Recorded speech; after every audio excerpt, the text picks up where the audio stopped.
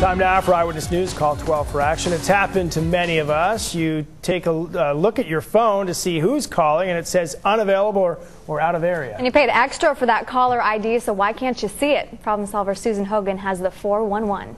What's keeping the information off your display screen? Call 12 for action reveals why your caller ID doesn't ID all your calls.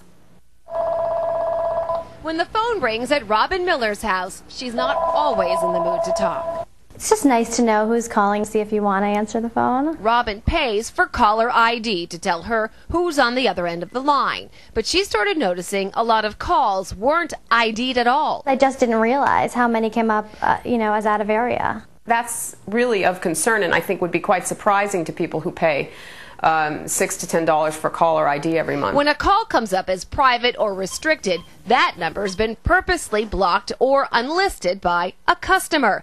But when it comes to all those unavailables or out of areas, that means your phone company just didn't pay for it. It is just unconscionable that they don't provide this information to the person paying for the caller ID. There's the technology to get them. Sherry says it comes down to dollars and cents. Providers have to buy directories in order to identify calls that come in from competing carriers. They buy them from other phone companies or data services like Accudata. All of the industry companies who store these data charge each other a certain amount in order to provide the name. It's generally costs less than a penny to get the name. So when the name's not displayed, that could mean your phone company has opted not to pay for the information.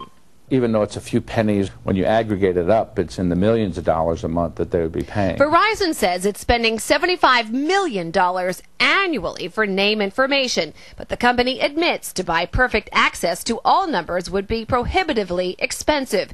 AT&T says the lists they buy aren't always complete and they don't have control of the information in those databases. The reason I'm saying that is because they can get many more of these numbers than they're actually passing along to you.